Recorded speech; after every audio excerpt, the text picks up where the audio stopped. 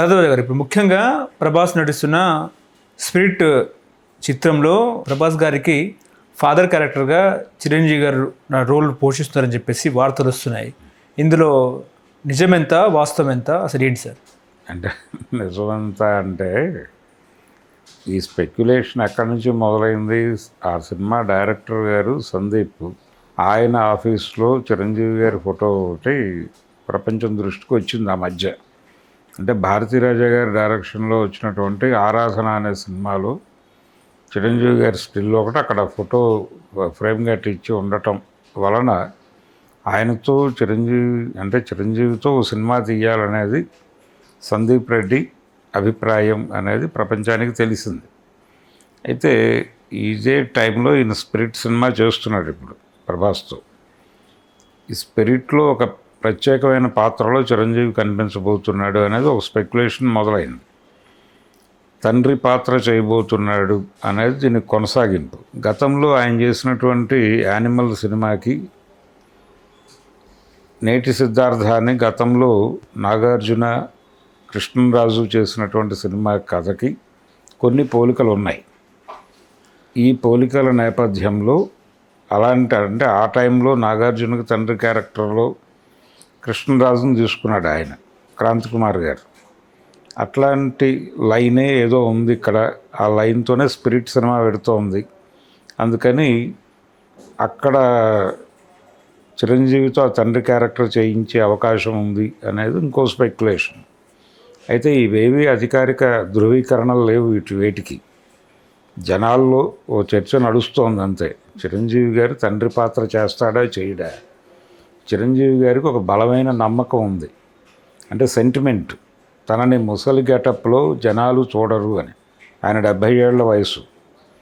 70వ ఏట కూడా తనని ముసలి గెటప్లో చూడటానికి జనాలు ఇష్టపడరు అని ఆయన బలంగా నమ్ముతాడు. ఎందుకు నమ్ముతాడంటే ఆయన చివరిగా గీతా ఆర్ట్స్లో చేసినటువంటి సినిమా అందరివాడిలో ఆయన ఓల్డ్ గెటప్లో కనిపిస్తాడు. ఆ సినిమా పెద్దగా పెర్ఫామ్ చేయలే బాక్స్ ఆఫీస్ దగ్గర. యూట్యూబ్లో బాగా పెర్ఫామ్ చేసింది, కానీ థియేటర్లో పెర్ఫామ్ చేసింది ఏమీ లేదు ఆ సినిమా.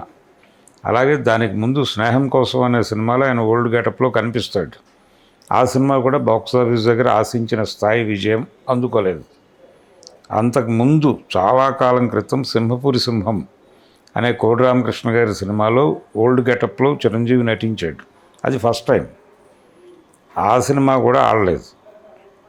దానికి కారణం అంటే ఈ సినిమాలు ఏవి అనుకున్నట్టుగా ఆడకపోవడానికి కారణం ఆడియన్స్ తన్ని ఓల్డ్ గెటప్లో యాక్సెప్ట్ చేయరు అని తను బలంగా నమ్మాడు. ఇది ఏ రేంజ్ నమ్మకంగా స్థిరపడిందంటే ఆయనకి స్వయం కృషి అనే సినిమా విశ్వనాథ్ గారు స్క్రిప్ట్ రాసుకున్నప్పుడు అది ఆ క్యారెక్టర్ ఓల్డేజ్లోనే మొదలవుతుంది. ఆ మేనల్లుడు యంగేజ్లో ఉంటాడు. ఒక యంగేజ్ మేనల్లుడికి మేనమావగా ఆ పిల్లవాడు దారి తప్పిపోతుంటే అతన్ని కాపాడుకోవడం కోసం ఆయన చేసే స్ట్రగుల్ అలా నడుస్తుంది ఆ సినిమా ఒరిజినల్ లైన్. కానీ చిరంజీవి గారు ఓల్డ్ గెటప్లో కనిపిస్తే సినిమా ఆడదు అని నాకు ఒక సెంటిమెంట్ అని చెప్పడం వలన అతన్ని ఆ మేనల్లుడిని చిన్నపిల్లవాడిగానే ఉంచి అతని తండ్రి దుర్మార్గాల వలన ఈయన సఫర్ అయినట్టుగా కథని అలా నడిపారు. దానికి కారణం చిరంజీవి గారి గొడవే. ఆ సినిమా హిట్ అయింది. నేను ఓల్డ్ గెటప్లో కనిపించుంటే ఆడుండేది కాదేమో అనే మాట కూడా వాడాడు తర్వాత. సో అదొక సెంటిమెంట్ ఉంది. ఆయన ఇప్పుడు ప్రభాస్కు తండ్రిగా ఓల్డ్ గెటప్లో కనిపిస్తాడా అనేది ఒక ప్రశ్న.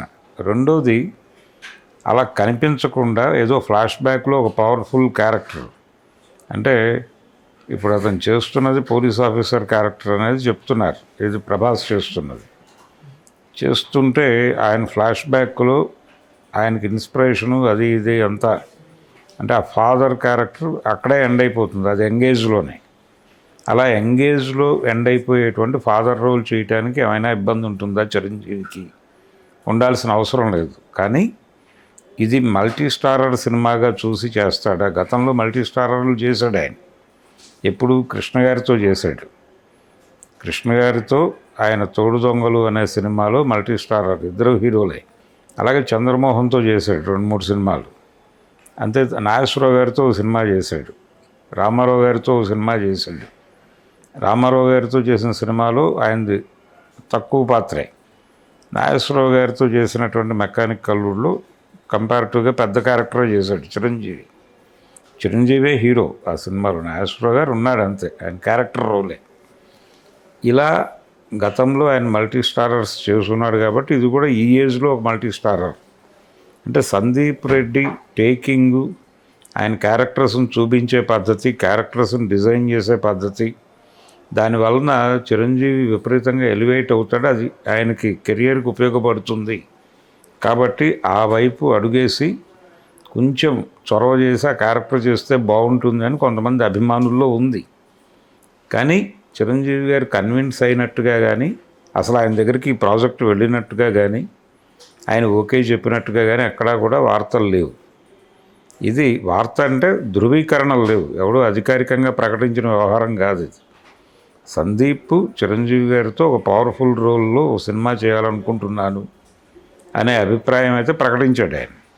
కానీ స్పిరిట్లో ఆయనతో క్యారెక్టర్ చేస్తున్నట్టుగా అక్కడ చెప్పాల.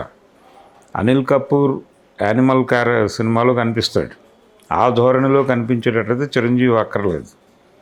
చిరంజీవితో క్యారెక్టర్ చేయించాలంటే పవర్ఫుల్ క్యారెక్టర్ అయి ఉండాలి, అది ఎంగేజ్లోనే ఎండ్ అయిపోయే క్యారెక్టర్ అయి ఉండాలి.